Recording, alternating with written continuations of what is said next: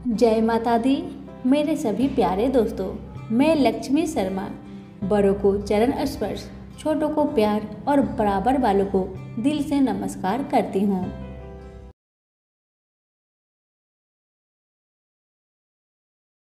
ओम नमः शिवाय। हर हर महादेव। माता पार्वती की जय हो। मेरे प्यारे दोस्तों, आज के वीडियो में मैं आप सभी को सुनाऊंगी भगवान शिव की रहस्यमयी कथाएं।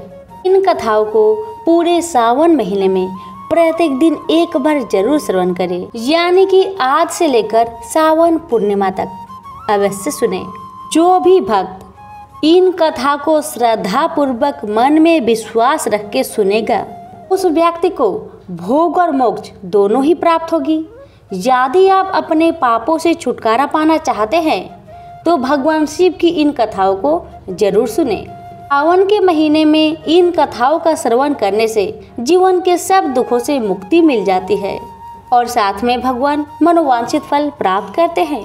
इसलिए कथा को पूरा जरूर सुने। वैसे भी किसी भी कथा को अधूरा नहीं छोड़ा जाता। अगर आप व्रत करते हैं, भगवान शिव का भक्त है, तो इन कथाओं को पूरा श्रवण अवश्य करें। भगवान आपकी सभी मनोकामना को पूर्ण करेंगे। तो फिर से बोलिए उमापति शंकर भगवान की जय। आप सुनिए कथा। किसी गांव में एक निर्धन ब्राह्मण अपने पत्नी और पुत्र के साथ रहता था। ब्राह्मण को जो उस गांव से भिक्षा मिलती थी, उसी से वह अपने परिवार का भरण पोषण करता था। एक दिन ब्राह्मणी अपने पति से बोली, मुझे अपनी कोई चिंता नहीं है स्वामी, मैं आपके साथ भूखी प्यासी रहकर भी अपना जीवन व्यतीत कर सकती हूँ, लेकिन मुझे अपने बेटे की भूख प्यास नहीं देखी जाती। ब्राह्मण बोला, मैं तुम्हारी भावनाओं को समझता हूँ प्रिय, लेकिन भाग्य का लेख को विधाता भी नहीं बदल सकता। हमारे भाग्य में निर्धन रहना ही लिखा है। ब्राह्मणी बोली, भाग्य के भरोसे बैठा रहना मूर्खता के सिवा कुछ नहीं है। अगर इंसान कोशिश करे तो वह कर्म करके अपने भाग्य को बदल सकता है। आप कहीं परदेश में जाइए, मुझे विश्वास है कि आप वहाँ अच्छी आय करेंगे और हमारा भाग्य बदल जाएगा। ब्राह्मण बोला, तुम्हारी बात तर्क संगत है प्रिय, मगर मुझे भिक्षा मांगने और पंडिताइन के सिवा कोई काम नहीं आता। ब्राह्मणी बोली, हमारे गांव में आपकी पंडिताई की कोई कद्र नहीं है। किसी दूसरे या नगर में आपकी पंडिताई चल निकले तो हमारे बुरे दिन फिर जाएंगे। अपनी पत्नी की सलाह मानकर ब्राह्मण दूसरे नगर में पहुंच गया। उसका दुर्भाग्य उस पर घात लगाए बैठा था। नगर में उसे कोई टके सेर पूछने वाला भी नहीं था। हालातों को देखते हुए वह सोचने लगा कि इस नगर से उसका गांव ही अच्छा है। नगरवासी तो पूरे नास्तिक है, उसे भिक्षा तक भी देने को तैयार नहीं है। यह सोचकर वह थक हार कर अपने गांव लौट आया। एक दिन वह भिक्षा मांगकर लौट रहा था, तभी उधर से भगवान शिव और माता पार्वती साथ गुजर रहे थे। उस निर्धन ब्राह्मण की हालत देखकर माता पार्वती ने ब्राह्मण की तरफ संकेत करते हुए कहा, भगवान आप उस ब्राह्मण को देख रहे हैं? भगवान बोले, हाँ, वह बहुत निर्धन है और दुखी भी है। पार्वती बोली, आप उसके दुख का निवारण करें नाथ। एक तो ब्राह्मण, दूसरे दरिद्र, मुझसे उसका दुख देखा नहीं जाता। भगवान शिव बोले, यह मृत्यु लोक है प्रिय, यहाँ हर प्राणी किसी न किसी दुख से त्रस्त है। सब अपने अपने कर्मों का फल भोग रहे हैं, तुम किस किस का दुख दूर कराओगी? पार्वती बोली, आपको उस निर्धन ब्राह्मण को धनवान बनाना होगा स्वामी।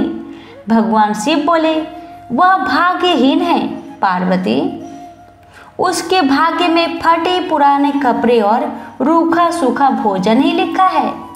मगर पार्वती अपनी जिद पर अड़ी रही। अंत में हार कर शिव को पार्वती की बात माननी पड़ी। उन्होंने उस रास्ते में, जिस रास्ते से ब्राह्मण जा रहा था, सोने की एक ईंट डाल दी।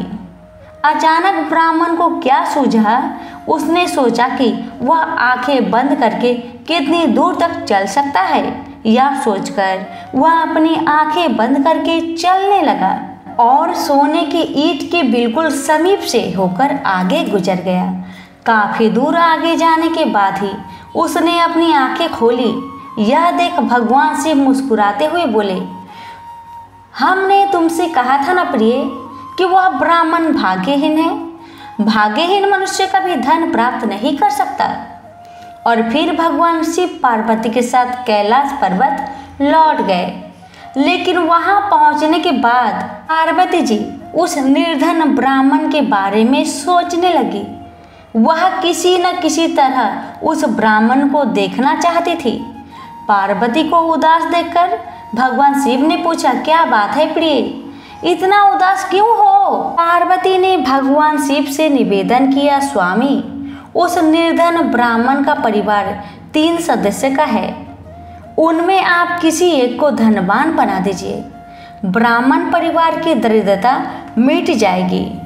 आप उन तीनों को एक एक वर दे।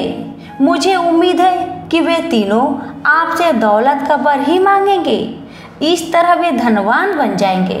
भगवान शिव बोले, ठीक है प्रिय, जैसा तुम चाहोगी वैसा ही होगा।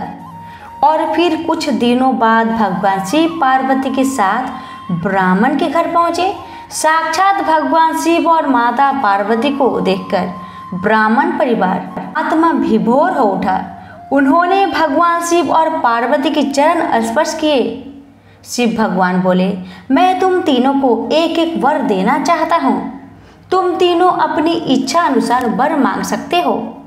ब्राह्मणी उतावली होते हुए बोली, पहले मुझे वर दीजिए प्रभु। भगवान शिव ने कहा, मांगो, क्या चाहती हो? काफी सोचने समझने के बाद ब्राह्मणी बोली, भगवान, मुझे दुनिया की सबसे अधिक खूबसूरत और जवान औरत बना दीजिए। मरते दम तक मेरी जवानी और सुंदरता कायम रहे। भगवान शिव ने मुस्कुराकर कहा, तथास्तु। अगले ही पल बूढ़ी ब्राह्मण एक जवान और खूबसूरत युवती के रूप में बदल गई। उसी समय उनके घर के सामने से एक गांव के जमींदार का पुत्र गुजर रहा था, जो घोड़े पर सवार था। उसने खूबसूरत ब्राह्मणी को देखा तो उस पर मुग्ध हो उठा। वह इस खूबसूरत ब्राह्मणी से शादी करेगा। यह सोचकर उसने उसे अपने घोड़े पर बैठाया और घोड़ा अपनी हवेली की तरफ ले दौड़ा। यह देख ब्राह्मण अपनी छाती पीटते हुए विलाप करने लगा, हाय मेरी पत्नी। भगवान शिव ने कहा, रो मत ब्राह्मण श्रेष्ठ, तुम भी मुझसे कोई वर मांग लो, जो मांगोगे तुम्हें मिलेगा। भगवान शिव सत्वाना देते हुए बोले, मेरी पत्नी को वापस बुला लीजिए प्रभु, मुझे इसके सिवा कुछ भी नहीं चाहिए। ब्राह्मण ने निवेदन करते हुए कहा। भगवान शिव बोले, तथास्तु। देखते ही देखते ब्राह्मण वहां खड़ी थी। अपनी पत्नी को अपने सामने देखकर ब्राह्मण राहत की सांस ली। भगवान शिव ने ब्राह्मण के पुत्र से कहा, तुम क्या वर मांगना चाहते हो बेटा? ब्राह्मण पुत्र ने काफी सोचने समझने के बाद कहा, भगवान, मुझे कुछ नहीं चाहिए, लेकिन आप मेरे माँ को पहले जैसे बूढ़ी बना दीजिए। भगवान ने कहा, तथास्तु। भगवान शिव ने कहा और अगले ही पल ब्राह्मणी पहले के समान बूढ़ी हो गई। ब्राह्मण परिवार की मूर्खता पर पार्वती ने अपने माथा पीट लिया। सोचने लगी कि तीनों ही वास्तव में ही भाग्यहीन हैं। विधि ने उनके भाग्य में जो लिख दिया है उसे देवी देवता भी नहीं बदल सकते। प्रेम से बोलिए उमापति शंकर भगवान की जय। प्राचीन काल में नंदी नामक वैश्या अपनी नगरी के एक धनी मानी और प्रतिष्ठित पुरुष थे। वे बड़े सदाचारी और वर्णाश्रमोचित धर्म का दृढ़ता से पालन करते थे। प्रतिदिन श्रद्धा भक्ति पूर्वक भगवान शंकर की पूजा करने का तो उन्होंने नियम ही ले रखा था। जिस मंदिर में नंदी वैश्य पूजा करते थे वह बस्ती से कुछ दूर जंगल में था। एक दिन की बात है कि कोई किरात शिकार खेलता हुआ उधर से निकला। वह प्राणियों की हिंसा करता था। उसकी बुद्धि जट प्राय थी, उसमें विवेक का लेश भी नहीं था। दोपहर का समय था। वह भूख प्यास से व्याकुल हो रहा था। मंदिर के पास आकर वहां के सरोवर में उसने स्नान किया और जलपान करके अपनी प्यास बुझाई। जब वह वहां से लौटने लगा तब उसकी दृष्टि मंदिर पर पड़ी और उसके मन में यह इच्छा हुई कि मंदिर में चलकर भगवान का दर्शन कर लूं। उसने मंदिर में जाकर भगवान शिव का दर्शन किया और अपनी बुद्धि के अनुसार उनकी पूजा की। उसने कैसी पूजा की होगी इसका अनुमान सहज ही लग सकता है। न उसके पास पूजा की सामग्री थी और न वह उसे जानता ही था कि इस सामग्री का उपयोग किस विधि से किया जाता है। यह जानने की भी उसे आवश्यकता नहीं प्रतीत हुई कि उसने देखा कि लोगों ने स्नान कराकर बेलपत्र आदि चढ़ाए हैं। उसने एक हाथ से बेलपत्र तोड़ा, दूसरे हाथ में मांस पहले से ही था। गंडूस जल से स्नान कराकर उसने बेलपत्र और मांस चढ़ा दिया। भील मांस भोजी था। उसको इस बात का पता नहीं था कि देवता को मांस नहीं चढ़ाना चाहिए। यही काम यदि कोई जानबूझकर करे तो वह दोष का भागी होता है, परंतु उसने तो भाव से अपनी शक्ति और ज्ञान के अनुसार पूजा की थी। बड़ा आनंद आया उसे। प्रेम मुक्त होकर वह शिवलिंग के सम्मुख साष्टांग दंडवत करने लगा। उसने दृढ़ता से यह निश्चय किया कि आज से मैं प्रतिदिन भगवान शिव का पूजा करूंगा। उसका यह निश्चय अविचल था क्योंकि यह उसके गंभीर अंतःस्थल की प्रेरणा थी। दूसरे दिन प्रातःकाल नंदी वैश्य पूजा करने आए। मंदिर की स्थिति देखकर वे अवाक रह गए। कल की पूजा इधर उधर बिखरी पड़ी थी। मांस के टुकड़े भी इधर उधर पड़े थे। उन्होंने सोचा, यह क्या हुआ? मेरी पूजा में ही कोई त्रुटि हुई होगी जिसका यह फल है। इस प्रकार मंदिर को भ्रष्ट करने वाला विघ्न तो कभी नहीं हुआ था। अवश्य ही मेरा दुर्भाग्य है। यही सब सोचते हुए उसने मंदिर की सफाई किया और पुनः स्नान आदि करके भगवान की पूजन की। घर लौटकर उन्होंने पुरोहित से सारा समाचार कह सुनाया और बड़ी चिंता प्रकट हुई। पुरोहित को क्या पता था कि इस काम में भी किसी की भक्ति भाव से हो सकता है। उन्होंने कहा, अवश्य ही यह किसी मूर्ख का काम है, नहीं तो रत्नों को इधर उधर बिखेर कर भला कोई मंदिर को अपवित्र एवं भ्रष्ट क्यों करता। चलो कल हम भी तुम्हारे साथ चलेंगे और देखेंगे कि कौन दुष्ट ऐसा काम करता है। अगले दिन प्रातः काल नंदी वैश्य अपने पुरोहित के साथ लेकर शिव मंदिर पहुंच गए। देखा वही हालत आज भी थी जो कल थी। वहां मार्जन आदि करके नंदी ने शिव जी की पूजा, पचोपचार पूजा की और रुद्राभिषेक किया। ब्राह्मण स्तुति पाठ करने लगे। वेद मंत्रों की ध्वनि से वह जंगल गूंज उठा।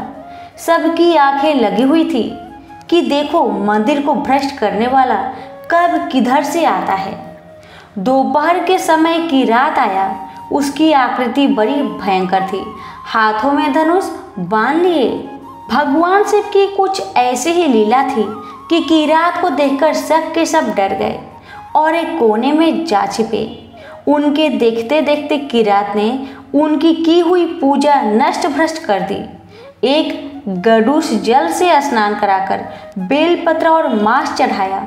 जब वह साष्टांग प्रणाम करके चला गया तब नंदी वैश्य और ब्राह्मणों की जी में जी आया और सब बस्ती में लौट आए। नंदी को व्यवस्था मिली कि उस लिंग मूर्ति को ही अपने घर ले जाना चाहिए। व्यवस्था के अनुसार शिवलिंग वहां से उखाड़ लाया गया और नंदी वैश्य के घर विधि पूर्वक उसकी प्रतिष्ठा की गई। उनके घर सोने और मणि रत्नों की कमी तो थी ही नहीं। संकोच छोड़कर उनका उपयोग किया। प्रतिदिन नियम अनुसार किरात अपने समय पर भगवान शंकर की पूजा करने आया, परंतु मूर्ति को ना पाकर सोचने लगा, यह क्या, भगवान तो आज है ही नहीं। मंदिर का एक एक कोना छान डाला। एक एक छिद्र को उसने ध्यानपूर्वक देखा, परंतु सब व्यर्थ है। उसके भगवान उसे नहीं मिले। किरात की दृष्टि में वह मूर्ति नहीं थी, स्वयं भगवान थे। अपने प्राण के लिए वह भगवान की पूजा नहीं करता था, किंतु उसने अपने प्राणों को उन पर निछावर कर रखा था। अपने जीवन सर्वस्त्र प्रभु को न पाकर वह विहल हो गया और बड़े आर्त स्वर में पुकारने लगा, महादेव, मुझे छोड़कर तुम कहाँ चले गए? प्रभु, अब एक क्षण का विलंब सहन नहीं होता मेरे से, मेरे प्राण तड़प रहे हैं। यदि तुम्हारे दर्शन नहीं होंगे तो मैं जीकर क्या करूँगा? यह कहकर किरात ने अपने हाथ से अपने शरीर का सारा मांस काटकर उस स्थान पर रखा जहाँ पहले शिवलिंग था, क्योंकि अब उसने प्राण त्याग का निश्चय कर लिया था। किरात की तमन्नता देखकर शिव ने अपनी समाधि भंग की। वे उसके चर्म चक्षुओं के सामने प्रकट हो गए और बोले, महाप्राज्ञ वीर, मैं तुम्हारे भक्ति भाव प्रेम का ऋणी हूँ। तुम्हारे जो बड़े से बड़े अभिलाषा हो वह मुझसे कहो, मैं तुम्हारे लिए सब कुछ कर सकता हूँ।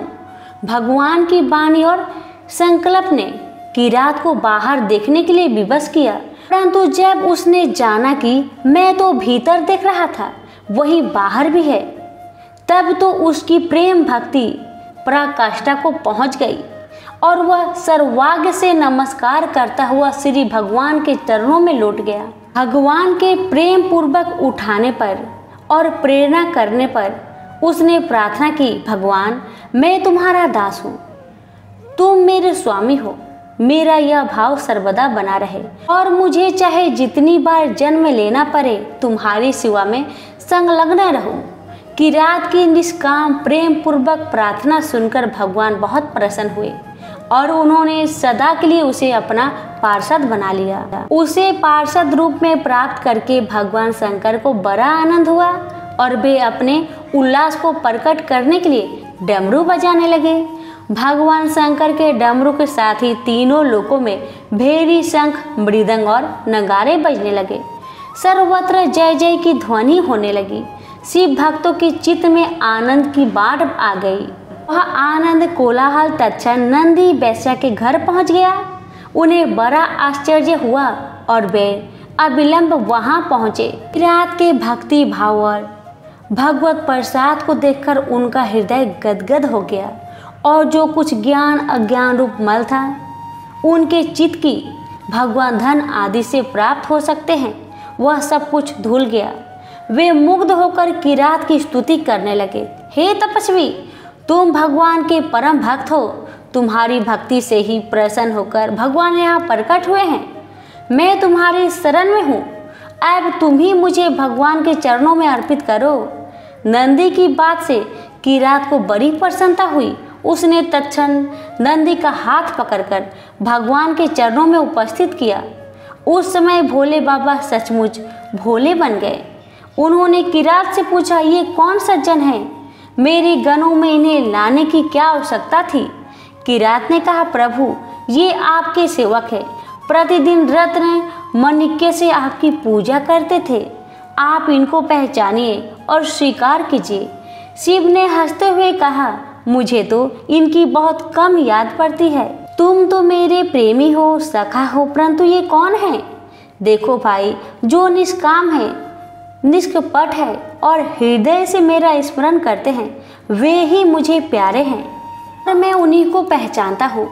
किरात ने प्रार्थना की, भगवान, मैं आपका भक्त हूँ और यह मेरा प्रेमी है। आपने मुझे स्वीकार किया और मैंने इसे। हम दोनों ही आपके पार्षद हैं। अब तो भगवान शिव को बोलने के लिए कोई स्थान ही नहीं था। भक्त की स्वीकृति भगवान की स्वीकृति से बढ़कर होती है। किरात के मुख से यह बात निकलते ही सारे संसार में फैल गई। लोग सत सत मुख से प्रशंसा करने लगे कि किरात ने नंदी वैश्य का उद्धार कर दिया। उसी समय बहुत से ज्योतिर्मयी विमान वहां आ गए। भगवान शंकर का रुपया प्राप्त करके दोनों भक्त उनके साथ कैलाश गए और माँ पार्वती के द्वारा उत्कृत होकर वहीं निवास करने लगे। ये ही दोनों भक्त भगवान शंकर के गणों में नंदी और महाकाल के नाम से प्रसिद्ध हुए। इस प्रकार नंदी की भक्ति के द्वारा किरात की भक्ति को उत्तेजित करके और किरात की भक्ति के द्वारा नंदी की भक्ति को पूर्ण करके आशुतोष भगवान शिव ने दोनों को स्वरूप दान कर लिया और कृत्य कृत्य बनाया। तो सभी प्रेम से बोलिए उमापति शंकर भगवान की जय। कथा को लाइक शेयर जरूर करें। भगवान आपकी और हमारी सभी की मनोकामना को पूर्ण करें। धन्यवाद।